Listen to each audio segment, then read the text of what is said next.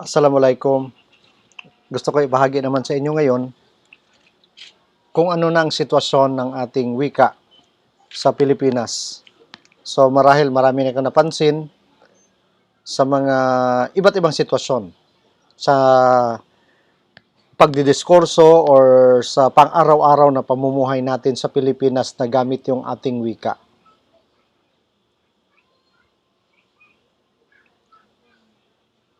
May sinasabi dito.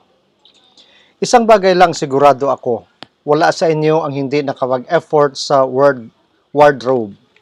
Lahat kayo, lalo na ikaw ay nasa harap. Sa second row, yung nakaitim na sleeveless na may salamin na ahit yung gilid ng buhok. Gaano katagal pinano yan ang suot ninyo? Ito ang gusto kong malaman. Ilang araw niyong pinagplanuhan ang mga OOTD ninyo? Nakakalendaryo ba yang mga yan? Pinoproblema ba kung sino-sino ang mga nakakita sa mga damit nyo? O kung nagmumukha kayong mataba sa suot nyo by asking the existential question, does this make me fat? Alam nyo naman ang simpleng sagot dyan, di ba? It's fat that makes you fat. Nagtataka ka pa kung bakit ka lumolobo. Tingnan mo ang mga Instagram post mo. Puro pagkain sa mga nakaitim dito. Alam ko ang dahilan kung bakit. Bawas-bawas sa pasta at cake pag may time. So, yon ang mga kadahilanan kung bakit lalong-lalo na sa kabataan, lalo na ngayon sa pandemya, tumataba. So, yung mga binabasa ko, siguro may natatamaan, pero yung totoo sa mga nangyayari ngayon, sa pagsasalita, sa pananamit, sa mga ginagawa araw-araw. Of course, kasali dyan ang tinatawag nating wika. That's true, you know. Why do you have to be with them? OMG, making benta-benta, the boiled corn and fishball that we make tusok-tusok is not really the same level of work as in modeling agency or DJing. That's why these people are so tamad. The gobyerno kasi keddles them, which is why they develop this tragic level of dependency, and that is why these people got caught in the vicious cycle of laziness and destitution. So mga mag-aaral, anong naobserbahan nyo? Anong naobserbahan nyo sa argument or konversasyon o sa diskurso na binasa ko? Napansin nyo, halo-halo, English, Tagalog, Tagalog, English, pinaghalo. So, yun yung isa sa mga sitwasyon sa nangyayari sa ating wika ngayon. So, yung una-una, dahil sa mga ginagawa, dahil sa ginagamit, especially ang wika, yun, naghalo-halo tuloy ngayon ang mga sinasabi, lalong-lalo na kayo sa mga makabagong henerasyon. At talagang nagka-problema tayo sa wika. Pero, ito yung sitwasyon ngayon. Kayo mga future na mga guro, ito yung titingnan din ninyo na dapat marunong din kayo makiayon. O kumbaga sumakay. Sumakay ba na walang bayad? Mas maganda para ma-in ka sa kabataan. Okay? Kahit na guro tayo, minsan may alam dapat tayo. Then may sinasabi dito, may batas daw, ikatlong batas sa pagkilos ayon kay Newton. Yun o, Newton, alam niyo, isang scientist. Ang sabi dito, tingnan itong argument na ito. Mahal kita, hindi kita iiwan. Kabaliktaran, iiwan kita, hindi kita mahal. Anong naobserbahan ninyo? Pangatlong batas aron kay Newton, once again, mahal kita, hindi kita iiwan. Iiwan kita, hindi kita mahal. Kita nyo magkabaliktaran? Ganun din sa wika minsan. Nagkabaliktaran, English, Filipino, dahil sa mga ginagawa ng tao o sa pagsasalita nila, tuloy, nagka-problema. So, yun ang katotohanan sa ating pangwika sa Pilipinas. Paano mailalarawan ang sitwasyon ng wikang Filipino sa iba't ibang larangan sa kasalukuyang panahon? Sa paanong paraan ba makakatulong upang higit na mapaunlad o mapalaganap pa ito? So ano napansin nyo? May siguro alam, narinig nyo yung wikang hiram. Matagal na yung wikang hiram o hiram na wika. English, Filipino, Espanyol at saka ibang wika. Ngayon, Korean. Na minsan yung iba sa inyo nalulong sa Korean drama. And bakit? Kasi ganun yung henerasyon nyo ngayon. Pero ang tanong, paano ang paraan na makakatulong upang higit mapaunlad yung ating wika? Nakakatulong kaya ito? Nakakasira ba? Ano sa palagay nyo? But remember, ang wika nag-i-evolve yan, di ba? Isa sa mga katangian, ang wika ay pabago-bago, arbitraryo. Ang wika ay, ano pa? Dinamiko. Paiba-iba. At saka buhay na buhay yung wika. So, ibig sabihin, pwedeng nakakatulong at pwede ring hindi nakakatulong ang mga nangyayari ngayon sa sitwasyon natin sa Pilipinas, lalo na sa paggamit sa ating wikang pambansa. Ulitin ko, pwede namang manghiram. Wala namang may masama ba? Pero yung professor ko dati, nung nag-aral ako sa isa sa mga major subject doon sa Laguna, sabi ng guro ko na isa sa mga palangka awardee, si Pedro Ricarte, namatay na siya kasi matanda na yun siya, sabi niya, maganda ang panghihiram ng wika. Pero pag hinihiram mo, binabalik mo. Tanong niya, pwede man natin tong nakawin? Kaya nga, mga nakaw na salita? Ano kaya sa palagay nyo? Kasi pag hiniram mo, dapat babalik mo yan. Pero sa atin, pag ninakaw mo, atin na, inaangkin natin.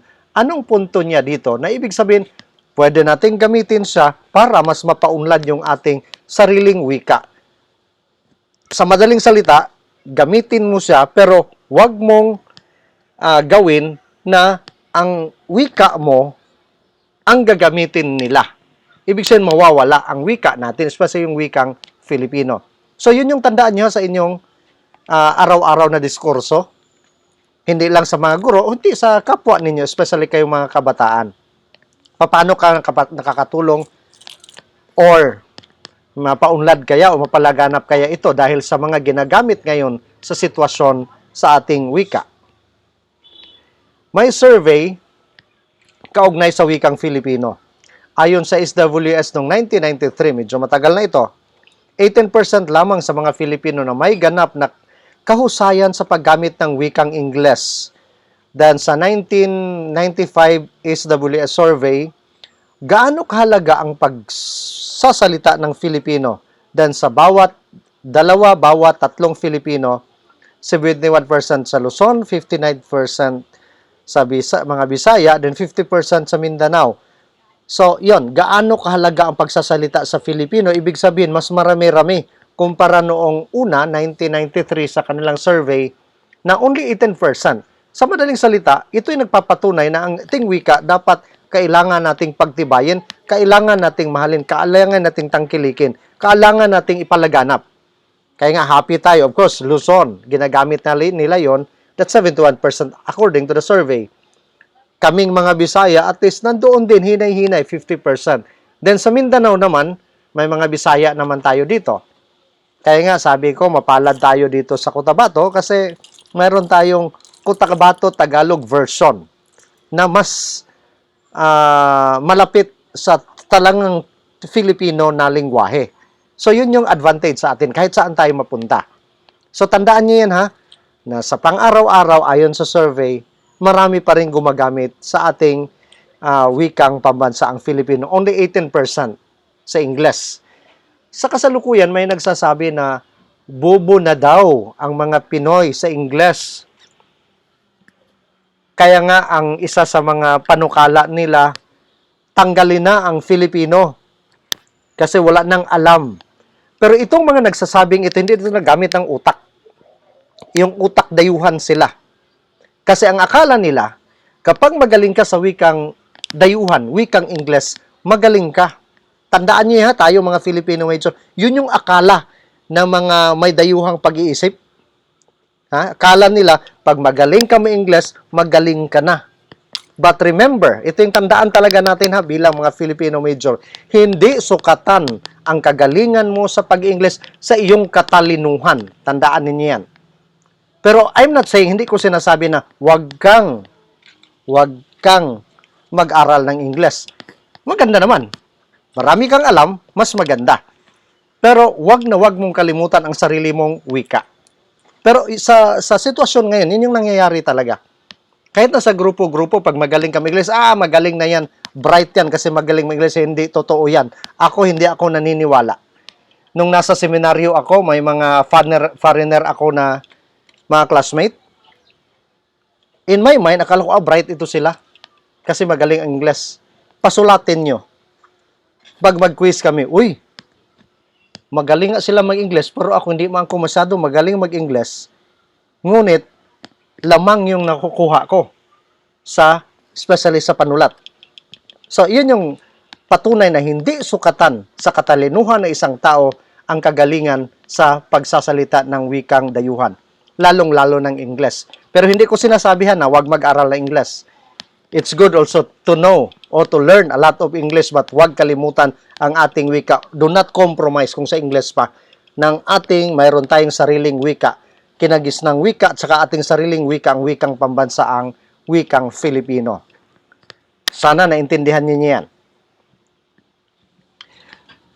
Then nalaman sa pulso hinggil sa wikang Filipino na ang Pilipinong nasa uring ABC, mayaman, angat, at may kaya sa buhay. 70% sa kanila ay nagsasabing mahalagang-mahalaga ang pagsasalita ng Filipino. Na buti naman.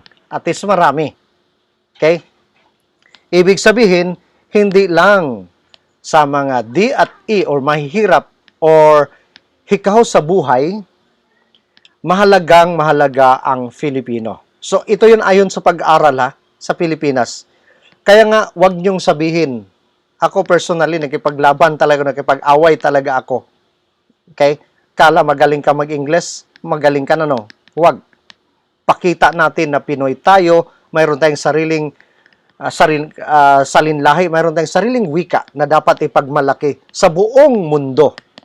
Okay? Sa buong mundo. Kaya mahalaga ang wikang Filipino. Kahit anumang nangyayari ngayon sa ating lipunan, especially sa ating mga diskurso, sa paggamit ng wika natin.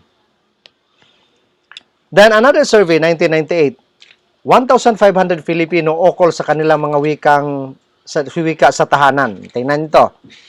Maraming gumagamit, at least 35% na sa tahanan nila, Filipino ang ginagamit.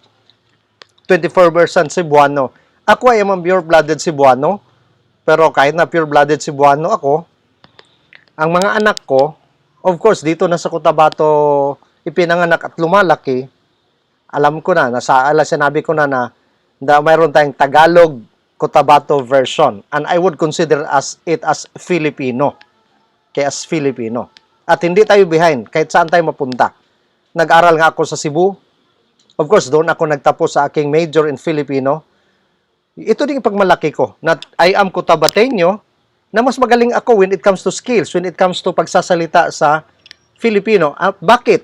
Kasi nasanay tayo dito sa Cotabato. Ang mga Cebuano, mga pag-ari ko ng mga Cebuano, tinawag na yung bakikaw pa, it's awkward for them na gagamit, magsalita ng Filipino. Of course, magaling sila sa English. Hindi ko yan sinasabi. Ang galing nila sa English. Pag sa Filipino, awkward. Okay? Kaya nga, pasalamat tayo, taga Cotabato. Dami nating alam. Then, to continue, 11% na Ilonggo, especially dahil Hiligaynon. Then, 8% sa Kapampangan and 5% sa mga Ilocano. Sinasabi dito, ayon sa pag-aaral, 1% lang sa Ingles. Pero at least 1% sa Ingles. Mayroon pa rin ang Ingles kasi parang pangatlong wika na ito bilang wikang pandaigdig, parang sa ating mga Pinoy, ito yung pangatlong wika. Bakit? Mayroon tayong kinagis ng wika. Kung anumang wika mo, ang Filipino, pangalawang wika natin bilang ating wikang pambansa. Of course, ang pangatlo ay ang Ingles. Pero ayon sa pag-aaral, 1,500 na Filipino na tinatanong, only 1% English ang kanilang ginagamit. Then, Filipino as a national language and the language of political democratization as it is spoken of 99% of the population, it is the most effective language of national public discourse. Yan, of course, alam natin yon. Kasi feeling nga na magaling pang ka mag-English, matalino ka, bright ka. Yun yung feeling sa mga Pinoy. In fairness naman ni Pinoy, si Noynoy, yung dating presidente, siya lang kauna-unang presidente sa kanyang zona na Filipino yung lingwahe at talagang Filipino ginagamit niya. Yun yung kagandahan. Yun yung kagandahan. At bakit? Mahal niya ang ating wikang pambansa. Yun din masasabi ko sa kanya. Okay? Pero hindi ko sinasabi hindi isang magaling din sa mag-Ingles. Okay? So it is the soul of our country's identity and culture. Songs, poems, speeches, stories in Filipino unite us as a people, giving our national cultural heritage some space of all levels of education is a must. Obliterating it is obliterating ourselves and our collective identity. So ito yung sinasabi ko. Ito yung sinasabi ko na okay lang, magaling ka mag-English, walang question dyan, pero wag na wag mong kalimutan. Wag mong isantabi ang sarili mong wika. Bakit? Anong sinabi ni Rizal? Ang taong hindi, anong sinasabi? Marunong magsalita sa kanyang sariling wika ay higit pa ang amoy sa mabahong isda. Okay? Nalala nyo? Sana naman. Then Filipino is a global language. Taught in more than 80 schools, institutions, and universities abroad. In some cases, full bachelor's degree and or master's degree are also offered. Obliterating the space of Filipino and the Philippine studies at the tertiary level in the Philippines, colleges and universities will certainly negatively affect the status of Filipino as a global language. Tanong, masasabi man natin that ang ating wikang Filipino is also a global language? Ano sa palagay nyo? Yes or no? Is Filipino a global language? Okay, ganito. Kayo bilang mga Filipino major, at isa na ako doon bilang guro ninyo, I attended once isang international na konferensya. Conference on Filipino as International Language. At doon ko napatunayan at nakita na hindi lang pala dito sa Pilipinas at sa madaling salita, all over the world, every country may Pinoy. Kaya nga, in United States, in Michigan, Hawaii, at iba pang mga lugar, ang mga universities doon, mayroon silang Filipino subject. Yung iba nga, sinasabi nagmamaster. But well, sa susunod, mayroon akong ipapadala sa inyo na video about this. Okay? Na hindi lang sa Pilipinas na mga paaralan na ginagamit yun. Tinuturo yung wikang Filipino, kundi sa iba't ibang universidad, sa iba't ibang bansa in Japan, in Turkey, United States of America, and the rest of the European countries, nandoon ginagamit ang wikang Filipino. Maliit pa kayo, high school, elementary yung by Big Brother pa sa ABS-CBN. Napansin ninyo may mga mapuputi doon pero Filipino ang ginagamit nilang wika. Nakakamangha. And why? Nung tinatanong, kasi sa amin, Filipino, nanay, Filipina, nanay ko. Then sa eskwelahan, meron kaming Filipino subject. So di ba kamangha-mangha? Akala natin hindi global ang ating wika. So yun ipagmalaki natin. Filipino is a global language. Kung baga, nakiuso din tayo sa ibang mga wika. Okay? Kung ang Korean ngayon, nag-trending yung kanilang lingwahe, dapat hindi din tayo magpatalo. Okay? Bilang mga Pinoy. Pero sinong nagpalaganap ng Korean? Kayo lang din, mga kabataan. Yun yung malaking problema. Pati DepEd tuloy, nasali. Nasabi gawing cognate ang Korean language. Kasi ang mga bata doon na kumikiling sa Korean na drama. Magka-problema, sabi nga, hindi nga maalam sa ating wikang pambansa, mag-aral ka ba ng Korean? Ano ka? Hello? Tingnan ninyo. Okay? Problema tayo dyan. Okay? Dapat alamin, suriin, pag-aralan muna ng sariling atin, hindi yung iba. Then, nasaan na nga ba? O ano nga ba ang kalagayan sa ating wikang Filipino in the 21st century sa iba't ibang larangan? So yung tanong, kumusta na? Ano na ang wika natin ngayon in the 21st century?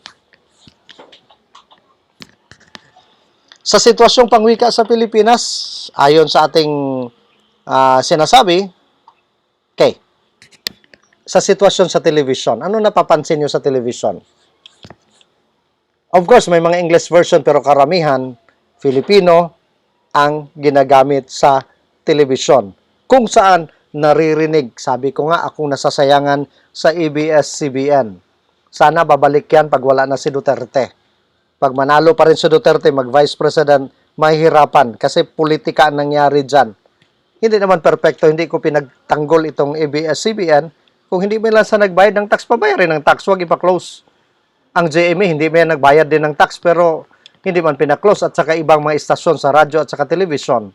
Pero sa television kasi ito yon nagpapalaganap, especially sa wikang Filipino. Okay, then, ang television itinuturing na pinaka-makapangyarihang media sa kasalukuyan.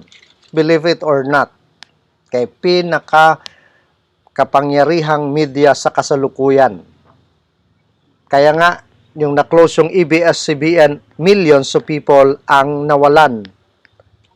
Kaya millions of people ang nagka-problema kasi ayaw nila ibang istasyon. Pero ngayon, sa katagalan, nasanay na rin sila. Pero ulitin ko, ang television ay itinuturing na pinaka-kapangyarihang media sa kasalukuyan. At wikang Filipino ang nangungunang medium. Ito yung good news sa atin. Ito yung magandang balita sa atin. Filipino ang nangungunang medium sa larangan ng television. Sa sitwasyon sa kasalukuyan, then, sa noontime show, Bulaga, nung may showtime pa, of course, nag-i-English sila, nanghirap, pero karamihan, halos lahat, Filipino ang nangingibabaw. So, yun yung magandang balita. Sa radyo naman at sa dyaryo, ano namang kalagayan sa ating wika? Tingnan natin. Filipino pa rin ang unang wika na ginagamit sa radyo at dyaryo maliban sa mga pamprobinsyang programa sa radyo at nasa rehiyong wikang regional. Napansin ninyo? Maliban sa may mga local languages, pero nangunguna pa rin sa radyo na ginagamit ang wikang Filipino, ganon din sa mga newspaper sa dyaryo natin. Okay. Sa tabloid, karamihan dyan Filipino nakasulat, dan may mga broadsheets naman na English, pero ilan lang English, karamihan talaga mga tabloid ay Filipino yung ginagamit na medium. Sa pelikula naman, alam naman natin. May ibang mga Pinoy na sosyal, gusto ng Hollywood film, ayaw ng Filipino film, kasi sabi nila bakya. May mga taong ilan ayaw ko, alam na natin ang ending sa Filipino pag sa pelikula. Pinangunahan. Ibig sabihin, ganun kaya ka-bright ang Filipino? Or talaga hindi lang nila minahal ang sariling wika? So, yun yung tandaan natin. Bagamat maraming banyaga kaysa lokal na pelikula, ang naipalabas sa ating bansa taon-taon, ang mga lokal na pelikulang gumagamit ng medium na Filipino at ang mga variety nito ay mainit ding tinatangkilik ng mga manonood. Yan yun, one good thing. May mga pelikula na tinatangkilik din ng mga Pinoy. Sabi ko nga, ang daming mga film, gusto yung mga Hollywood film sa ibang bansa na mga pelikula. Kasi bakya daw ang Filipino. Pero at least happy pa rin tayo na marami pa rin tumatangkilik sa mga pelikula na gamit ang medium, ang wikang Filipino. Kaya nga may top 20 na nangungunang pelikula batay sa nakita noong 2014. At alam ko, napapanood to sa karamihan. Like, One More Chance. Sinong bida dyan? Starting Over Again. It Takes a Man and a Woman. Mga sikat na pelikula. You're Still the One. You Are My Boss. Bride for Rent. Napansin nyo, ang titulo, ang pamagat ng pelikula ay nasa Ingles, ngunit ang ginagamit na medium ay Filipino. So yun yung magandang balita. Nandyan pa rin, nanatili pa rin sa puso't isipan ng mga Filipino. Pero ulitin ko ha, mayroon pa ring iba, yung may dayuhang pag-iisip, kolonyal na pag-iisip, na mas magaling na pelikula, yung pelikula na galing sa dayuhan. Pero happy pa rin ako na marami pa rin tumatangkilik sa sariling ating mga pelikula. Dan ang lingua franca sa telebisyon, radyo at dyaryo at sa pelikula ay Filipino. So that's a good news. Isang mabuting sinyales para sa na lalong mapaunlad at mapaglago ang ating wikang pambansa. Yun yung kagandahan. Yun yung kagandahan sa ating wika. Kaya nga ako personally, nung lumipat ako dito sa Polytechnic, kasi sabi ko nga, galing ko sa Notre Dame University, ang kumukuha ng major doon sa Notre Dame University, major in Filipino, kukunti lang. Then nag-close sila, ngayon binalik naman. Paglipat ko dito sa Polytechnic, Cotabato State University na tayo, I'm happy na tagdalawang section ang nagme-major. Kaya nga kayo ituloy-tuloy ninyo. Whether we like it or not, kasali tayo, especially sa DepEd. Kaya nga minsan masakit man isipin na sa DepEd, ang pinapaturo ng Filipino subject, mga mathematics major, English major, TLE major, at iba pa. Bakit? Wala mang Filipino major. During my time, mabibilang lang kaming mga Filipino major. Sa pag-graduate ko nga, 8 lang kaming Filipino major. Ang English, sang katutak na English, mga English major. Kaya nga, ang nagme-major na English, latak na. Kaya nga, pinapaturo sa kanila sa Filipino. Kaya nga, ngayon, tuloy-tuloy ha, do not give up. Ituloy ninyo ang pagka-Filipino major. Kasi kailangan tayo. Kasi it's unfair to the student. English major ka, nagtuturo ka ng Filipino. Although, pareho silang lingwahe. Pero, nakita ko na unfair talaga sa mga estudyante. It's also unfair to you as teacher. Ibang major mo, turo ka ng... Pero by the way, nung nagturo ako ng high school, when I was a missionary, I am a Filipino major, pero naging English teacher ako. So, why not? Pwede. Kaya naman. May libro naman. Okay? So, yun yung kagandahan din, na pag marami kang alam. Pero dito, balik tayo dito sa ating talakayan, lingua franca sa telebisyon, radyo, dyaryo at pelikula ay Filipino. Dan isang mabuti, ito nga, sinyalis siya sa pag-unlad at pagpapalaganap ng ating wikang pambansa ang Filipino. So doon tayo masaya. Kaya nga, do not give up, tuloy. Bagamat laganap na sa mass media at napapansin pa rin natin ang wikang Filipino na madalas na ginagamit sa mga programang radyo at telebisyon, sa tabloid at sa pelikula, kung saan ang nananaig na tono ay informal at waring hindi gaanong strikto sa pamantayan ng profesionalismo. At tama naman. Ito yung naobserbahan ko. Informal. Pero ang kagandahan pa rito, tingnan mong nakasulat, informal siya. Pero nakita ko pa rin kagandahan. Kahit na informal at hindi sumusunod sa pamantayang profesionalismo, kagaya sa sinabi ko sa yung unang mga slides, first 2 slides. Okay? Informal yon. Hindi gumagamit sa pamantayan. Striktong ginagamit pamantayan sa professionalism.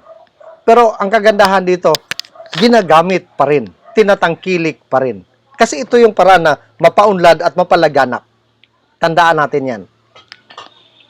Sa maraming babasahin at palabas sa Pilipino, ang tila nangingibabaw sa layunin na ay mag-aliw, manlibang, lumika ng ugong at ingay ng kasaysayan, ayon kay Chongko sa kanyang pag-aaral.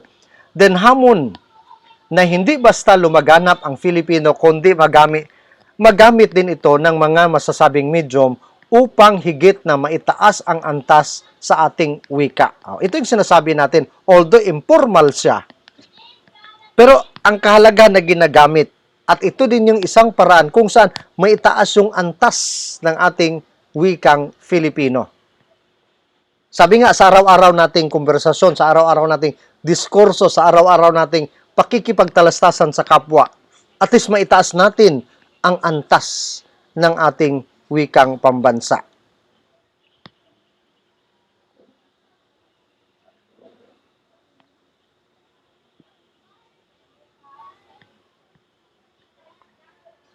Ang wika ay malikhain. Ito yung isa sa katangian ng wika. Language is creative, malikhain. Sa papanong paraan, nagdepende din yan. Daming paraan. Bakit malikhain yung wika? Sa pagsasalita, sa pagsusulat, ang daming paraan.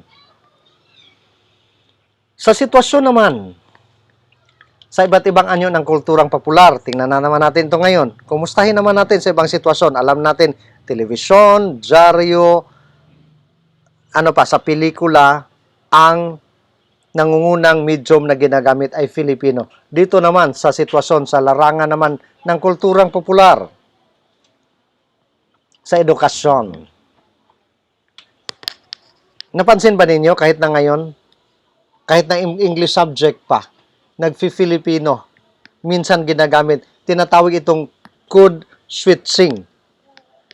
O kahit na sa ibang subject ninyo, kahit na ang medium instruction ay English, pero bilang mga Filipino teacher, hindi pa rin nila nakakalimutan na gumamit ng ating sariling wika. Ganun din sa akin. Filipino major ako, may kinagis ng wika ako, pero minsan gumagamit din ako ng wikang English. Kasi that's a code switching. Ang pinaka-purpose dito, para mas maiparating, maipabatid, maihatid, na maintindihan ng mga nakikinig lalo na sa inyo ngayon. Nakuha natin? Hindi man tayo face-to-face. Sana mag-face-to-face tayo. Pero sana naman may naipaabot, may naipabatid ako sa inyo. Okay? Kung sa Cebuano pa, naninguha in town ako sa pag-record. Alam mo, nakakapagod itong pag-record, pero para sa kapakanan natin. Kasi masaya ako kasi marami kayo, Filipino major. Dapat alagaan kayo. Okay? Wala bang palakpak dyan? Sa totoo lang, konti lang talaga kaming mga Filipino teacher dito sa ating pamantasan. 1, 2, may naidagdag. Mga kakilala ko lahat. Ilan lang kami, mga Filipino major, master. 4 lang yata kay master and Filipino dito sa ating pamantasan. Ang laki-laking pamantasan, ang dami-daming programs, pero kami master, ilan lang. Okay? Kaya nga, sa edukasyon talagang kailangan yan. Alam na niyo ito, sa curriculum. K-3, unang wika, yung kinagis ng wika, kaya nga may mother tongue tayo. Alam na ninyo yan. Dan, ang Filipino at English ay tinuturo bilang hiwalay na asignatura. Sa K-12 yan ngayon. Na kayo, apektado naman kayo. Sa kalakalan naman, so yun yung sa edukasyon. Nandoon pa rin ang Filipino, then kinagis ng wika, hindi nakalimutan. Then, nandoon pa rin ang English, pero tinuturo siyang hiwalay. Sa kalakalan naman, sa trade, ginagamit pa kaya ang Filipino? Okay. Ang wikang English ang higit na ginagamit. That's the reality sa ating kalakaran. Okay? Gayon pa man, nanatiling na sa wikang Filipino, ang wika sa paggawaan o production line. Tingnan ninyo ha. Although sa trading, sa kalakalan, English sa panulat, gawa ng project proposal at iba pa. Mga report, English pa rin. Pero, gayon pa man, nanatiling wikang Filipino ang wika na ginagamit sa paggawaan o production line. Yung ordinaryong pagdidiskurso sa mga worker, sa mall, ganon pa rin. Although may nagpa-English, pero karamihan Filipino. Sa restaurant, ganon din, nanatili pa rin ang Filipino. Sa pamilihan, ganon din. Saka sa palengke, Filipino din ang lingua franca sa kalakalan. Ulitin ko, although higit na ginagamit ang English, gayon pa man, nanatili pa rin ang wikang Filipino na ginagamit sa paggawaan, sa mall, restaurant, pamilihan, at palengke. Kumusta naman sa pamahalaan? Ang sitwasyon sa pamahalaan? I think you can attest to that. Ginagamit ba ang wikang Filipino? Of course, nandoon din ang Ingles. Okay? Sa atas tagapagganap bilang 335 noong 1988, nag-aatas ang kagawaran, kawanihan, opisina, ahensya na magsasagawa ng mga hakbang na kailangan para sa layuning magamit ang Filipino sa opisyal na mga transaksyon, komunikasyon at korespondensya. Ganon din, pero sa batas tagapagpalaganap bilang 335, nasa papel lang yan. Pero sa totoo, hindi yan nangyayari. Sayang. Sayang. Okay? Then, naging malawak ang paggamit sa wika sa iba't ibang antas ng sangay ng pamahalaan. Nandoon pa rin. Maging sa opisina, sa pagdinig sa pamahalaan ay nasa wikang Filipino. Sa text, ito. Alam niyo ito. Sa text. Kumusta ang kalagayan ng Filipino sa ating text? Kulang-kulang, sinushortcut, alam niyo yan. Okay? At halo-halo na. Okay. Short messaging system. Texting capital of the world. Then, pagbuo ng mensahe, madalas na ginamit ang code switching o pagpalit-palit ng Ingles sa Filipino sa pagpapahayag. So, ganun yan sa Ingles. Ganun yan sa texting.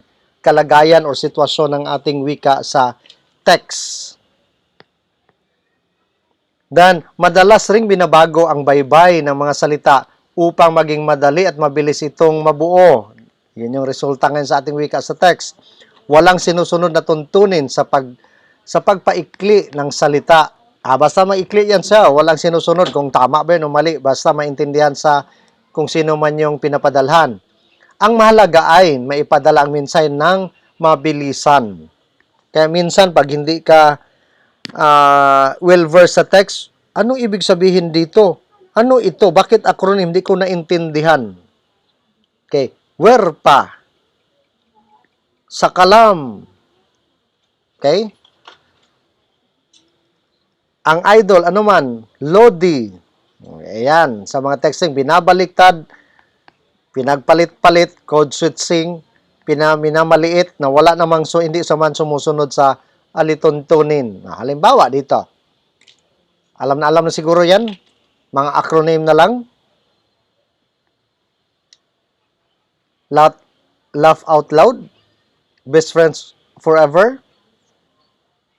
Before, anong N? Then, BTW. Anong BTW? By the way. Then, J to J. F to F. IDC. IDK. Alam niyo yan. Okay? Dahil yan sa text. So, yun yung nangyari sa ating wika ngayon. Sa social media at sa internet. Ayan, tandaan ninyo ito. Nagbabago din. Tingnan niyo ito. Ang alpabeto na itinuturo ngayon sa ating kabataan, tingnan yung maigi. Apple, Bluetooth, chat, download, email, Facebook, Google. Basahin nyo lahat. Isa-isa yan. Mga application, alpabeto ng globalisasyon. Ako nga, hindi ko yan alam ng iba. Yung iba na hindi ko alam. Siguro alam nyo yan. At least majority alam ko yan. Java, iPhone, Kingston, laptop, Messenger, Nero. Yung iba hindi ko alam, yung ibang application, server, Twitter, at iba pa. So, yun na yung alpabeto ng globalisasyon hinggil sa sitwasyon sa internet sa ating wikang pambansa, yung Filipino. Tandaan niyo yan. May problema ba? Ano sa palagay nyo? Meron, pero sabi natin, pag ito ay nakakatulong sa pagpalagan at pag-unlad, sakyan na lang natin, i-adapt natin, hiramin natin, kundi mayroon nakawin natin para mas maipalagana pa ang ating wika. Lalong-lalo sa ating pagdidiskurso araw-araw, siguro in the future, sa pagtuturo ninyo. Okay? Then, karaniwan ring ang code switching. Sinasabi ito, ang code switching, ang pagpapalit-palit, English, Filipino, Filipino, English, nagkapalit-palit yan yung code switching. May masama ba? Wala naman sigurong masama. Ang mahalaga, maipaabot mo at maintindihan ang mensahe mo sa mga audience mo, sa mga nakikinig. Then, napapansing mas pinag-iisipan ang mga salita o pahayag bago i-post dahil mas maraming tao ang maaring makabasa nito. Ayan. Minsan nagkamali, i-edit yan siya. Pero yun, dapat basahin mong uli para mas maayos pa. Then, bagamat marami rin ang mga website na mapagkukunan ng mga kaalamang nasusulat sa wikang Filipino, nanatili pa rin English ang panganing wika rito. Ayan, that's true. That's the reality. Sa social media, nandoon pa rin. Although, sa Google, pwede ka man mag-text, mag-research in Filipino, pero English pa rin ang nangunang wika sa social media or sa internet. At alam natin yon. Then, sa saligang batas, kautsang papahalan, akdang papanitikan, awiting bayan, review ng mga pelikulang Tagalog, ito yung mga impormasyon na kasulat din sa wikang Filipino na pwede mo ring i-research o makita sa social media or sa internet. Pero once again, nangunguna pa rin ang wikang Ingles. Yan. Anong makita ninyo dyan?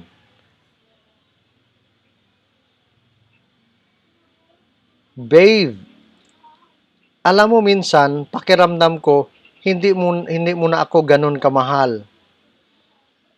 Ano yon? Ano yon? Kasi nung boyfriend, girlfriend pa, grabe kalambing. Ngayon, nag-asawa na, may anak na, may distansya na. So, may problema na. Napansin mo, nakatakip, naka-helmet si lalaki, tinakpan ng drum si babae. Kaya sabi ng babe, alam mo minsan pakiramdam ko hindi mo na ako ganun kamahal. Ano 'yon? Sa Cebuano pa nagpabungol-bungol si Mister. Parang walang narinig. Kasi 'yun yung katotohanan din sa buhay. Ganon din sa wika minsan. Minsan nakakalimutan. Sabi nga, kagaling mo, summa cum laude ka, ang galing mo ma-Ingles, pero ang sariling wika mo nakalimutan mo, iba yung pag-ugali mo, may problema ka. Okay? Yan. Ginagamit sa flip top. Walang nakasulat na script. Kadalasan, ang gamit ng wika ay informal. Sabi natin informal nga, ginagamit sa flip top. Salita mula sa iba't ibang variety, kadalasan nanlalait. So, kasi na ganun mang flip top, parang nagdedebate sila, okay, parang nagbabangayan sila gamit ang wika pero wala yung script. Okay, kaya nga informal siya. Pero at least nandoon pa rin ginagamit ang ating wika. Then, pagtatalong oral at sinasagawa na sa pagrarap. Okay, alam niyo yan. Kahit na mag-research kayo, halimbawa ng flip top, lalabas yan. Tingnan nyo sa YouTube para mas lubusan pa yung maunawaan. Nahawig sa balagtasan. Kasi minsan, may rhyme yan siya, may rema yan siya. Minsan, may sukat din siya. Parang tinutula din. Pero, paawit o rap. Then, walang malinaw na paksang pinagtatalunan. Kahit ano lang lumalabas sa pag-iisip tsaka sa pagsasalita yon. Basta maidugtong lang. Kaya nga, tinatawag na itong the Battle League, then Filipino Conference Battle, then lumalaganap ito sa YouTube. Kaya nga, your assignment, kung hindi pa nagdududa kayo kung ano yung flip top, punta kayo sa YouTube, halimbawa ng flip top, maraming lalabas doon at mag-i-enjoy ka kung mapakinggan mo bawat panig. Ito naman. Alam na alam ito, paggamit naman. Tika ba? Tinatamaan kasi ako sa iyo eh. So, ibig sabihin, ganun yung nangyayari sa ating wika. Ampalaya ka ba? Kasi kahit anong pait ang nararanasan ko, ikaw pa rin. Ikaw pa rin. Kasi ang sustansya ng buhay ko. Ano yan, hugot? Ayan, mga pick-up lines or the hugot lines. So, ang dami dyan, ang dami. Okay? Ang daming hugot lines. Ito. Ang pick-up lines or the hugot lines, ito yung makabagong bugtong. Alam niyo kung anong bugtong? Kung saan may mga tanong na sinasagot ng isang bagay na madalas na may ugnay sa pag-ibig at iba pang aspekto sa buhay. So, alam niyo yung mga pick-up lines, pag-ibig at saka ano-ano mang aspeto sa buhay, parang bugtong yan sa makabagong bugtong ang pick-up lines. Then, nagsimula sa buladas ng mga binatang manliligaw at nagdanais na mapapansin, magpakilig, magpangiti at magpaibig sa dalagang nililigawan. Kaya ginagamit yun, buladas lang. Kaya binobola lang. Kaya ang pick-up lines. Mga babae naman, dahil sa pick-up lines, nadadala din. Okay. Nakakatuwa, nakapagpapangiti, nakakakilig, cute, cheesy, at masasabi ring corny ang mga hugot or the hugot lines. I remember agad si dating Senador Miriam Santiago, dami niyang pick-up lines. Mapag-ibig man, mapolitika man, o anumang larangan sa buhay. Kaya nga, pwede kayong mag-research sa mga pick-up lines or hugot lines ni Santiago kasi ang dami-dami kang matutunan kung paano pinaglaruan yung mga salita. Okay? Eto, kay Santiago. Ang crush ay parang math problem. Kung hindi mo makuha, titigan mo na lang. Kita mo yung pick-up lines ni Santiago. Marami pa yan, ha? Ang crush ay parang math problem. Kung hindi mo makuha, titigan mo na lang. Then, handa akong takbuhin ang mundo. Basta ang finish line ay sa puso mo. So, sa boybanat.com naman to galing. Handa kitang takbuhin.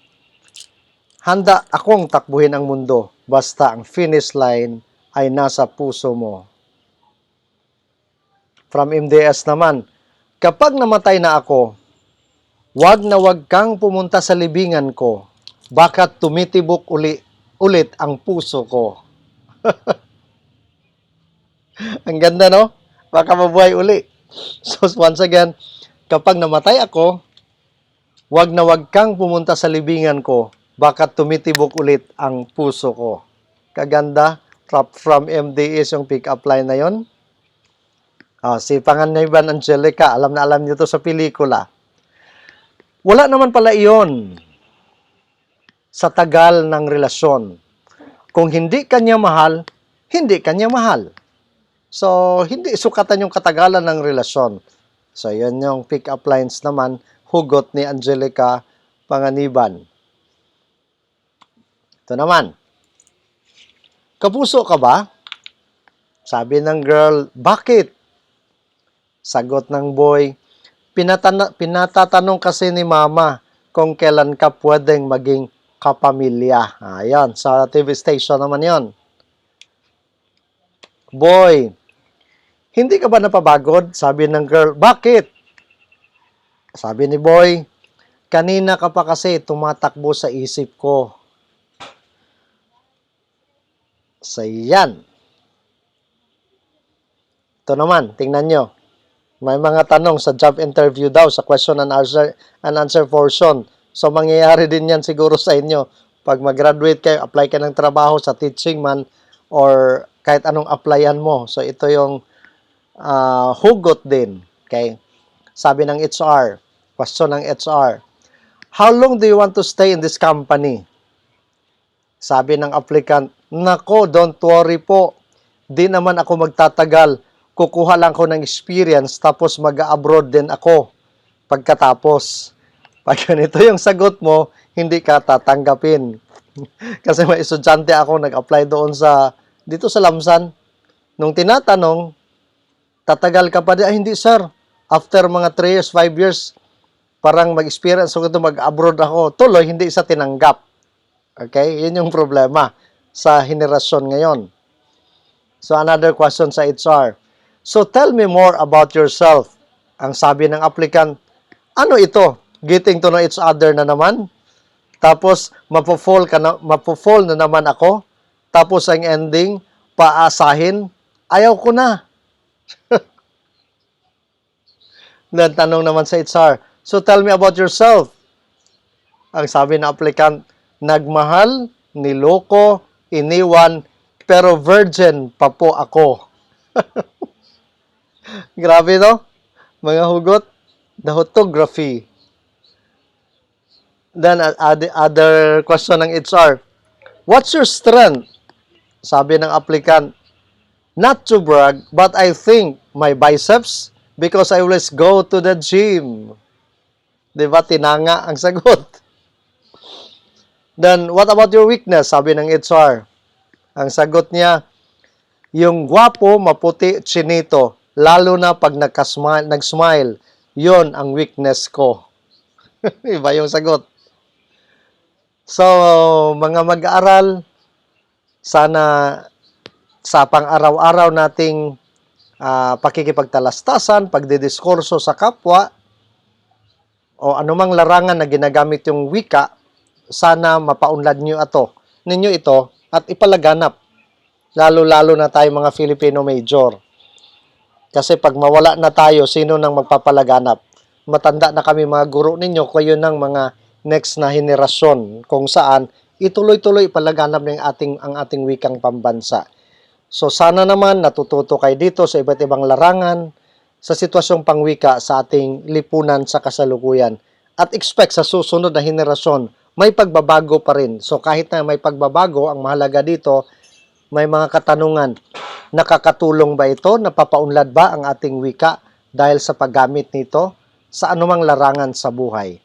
So maraming salamat sa pakikinig. Naway natututo kayo.